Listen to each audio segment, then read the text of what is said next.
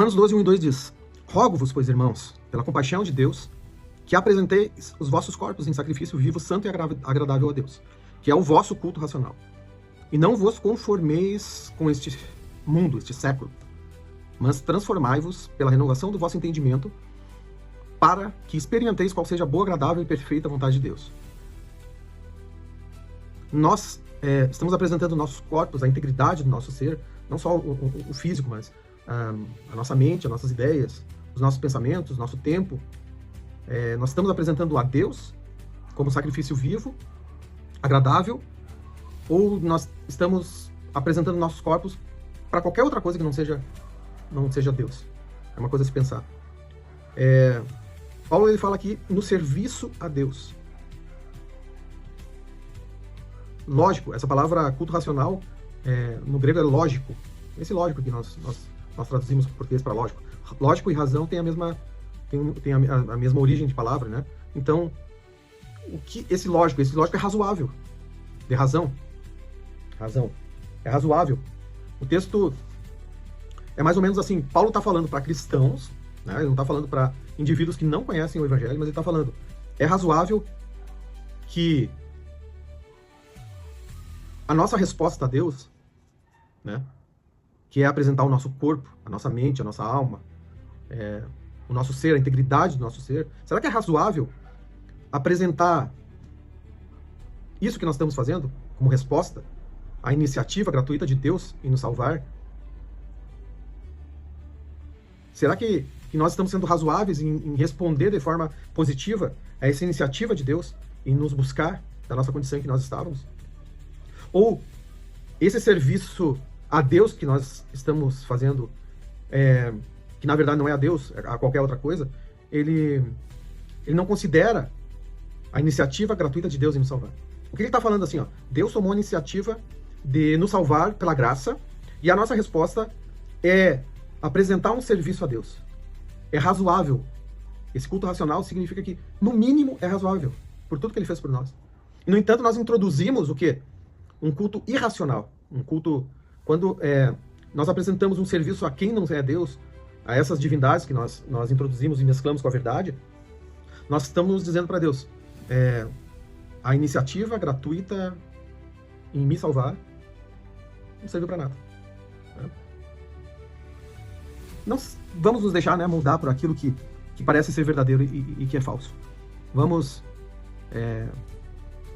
utilizar a palavra de Deus como um instrumento de Deus para nos orientar, para nos consolar, para nos dar paz, para nos tornar mais parecidos com Ele.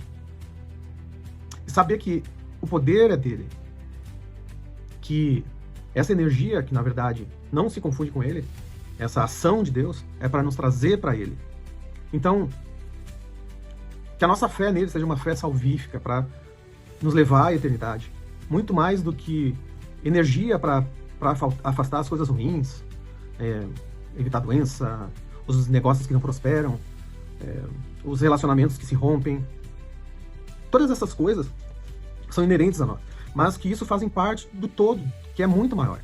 Não esqueçamos que nós, como cristãos, estamos pautados na verdade, nas escrituras sagradas, que fala em que o homem pecou, que o homem se afastou de Deus e que, em consequência disso, o mundo jaz, morre no pecado. Às vezes parece que há uma esperança nossa de que as coisas podem melhorar nesse mundo. As coisas não vão melhorar, as coisas só vão piorar. Às vezes parece que nós queremos nos enganar quando dizemos que Deus tem o melhor para nós, Deus quer o melhor para nós, quando, na verdade, isso aqui, isso que é a nossa vida, onde nós estamos, está com seus dias contados. Quanto mais nós olhamos o avanço tecnológico, mais o homem se afasta de Deus. Nós vemos a ciência avançando a cada dia, a tecnologia, a ciência, né, expandindo, e ao mesmo tempo vemos pessoas morrendo de fome, pessoas morrendo com doenças. Nós vemos um desequilíbrio enorme nessa balança e não tem como equalizar. O fim virá, em algum momento, Jesus voltará. E esse projeto de eternidade é a nossa esperança. Não há os nossos sonhos terrenos aqui, os nossos planejamentos. Para nós que somos cristãos, Eles são elementos que fazem parte da nossa caminhada. Tudo é passageiro aqui. Nós não podemos esquecer isso nunca. Não há nada que possamos energizar ou evocar poder de ser que seja, que isso vai mudar o nosso destino. Tem se proclamado um evangelho que nos dá uma falsa esperança de que nós somos os prediletos de Deus, que nós somos os queridos de Deus, e que nós precisamos nos alinharmos com o ser, quando na verdade nós temos que nos arrepender dos nossos pecados, olhar para o autor e consumador da nossa fé e perceber que as coisas que nos cercam, se vão bem, tudo bem.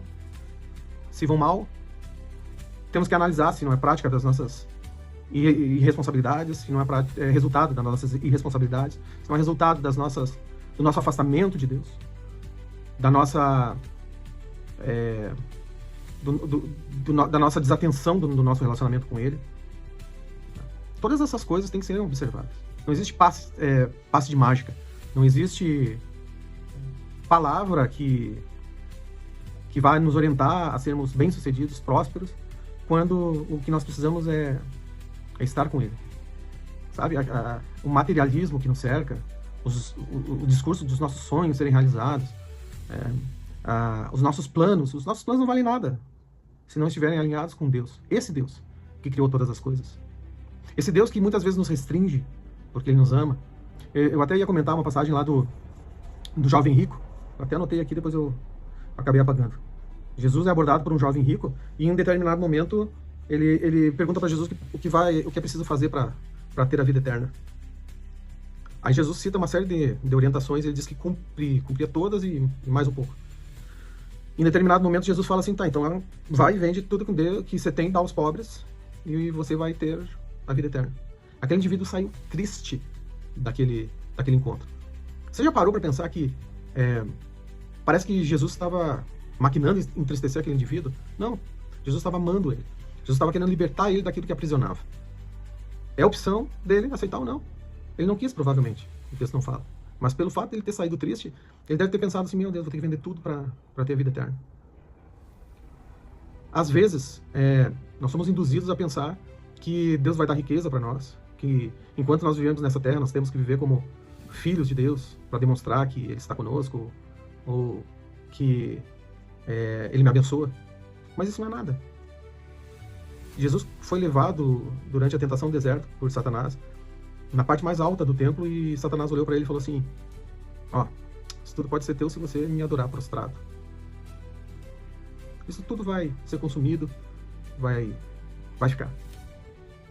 Então o alerta que eu faço para todos nós, para mim, é que nós não tiremos os olhos do alvo.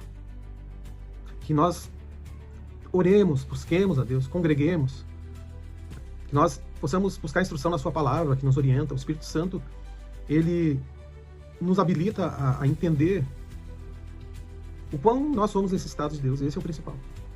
Agora, aquilo que eu tenho, aquilo que eu conquisto, isso é secundário. E a gente precisa parar para pensar nisso. Ao invés de mesclar coisas para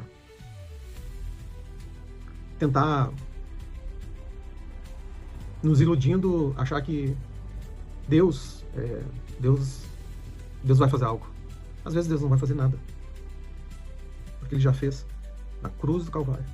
Então precisamos entender de que o que nos importa é a vida eterna. Isso é o principal. Uma hora nós todos morreremos. Uma hora sairemos desse mundo aqui e tudo aquilo que nós conquistamos, tudo aquilo que nós tivemos, seja sonhos, viagens, carreira, imóveis, bens, comidas, isso tudo vai pro pó. Então minha palavra nesses vídeos longos é para que nós possamos parar e pensar nisso, né? Pensar na verdade que liberta, tá bom? Deus te abençoe. Minha oração é que Deus possa achar em você um coração desejoso dele. E como falou Paulo aqui em Romanos, que esse evangelho de Cristo, que é o poder de Deus para a salvação, possa encontrar pouso no seu coração, que você possa ser um daqueles que confia nessa verdade que foi comunicada, para que você possa também ter uma vida eterna com Deus. Deus te abençoe.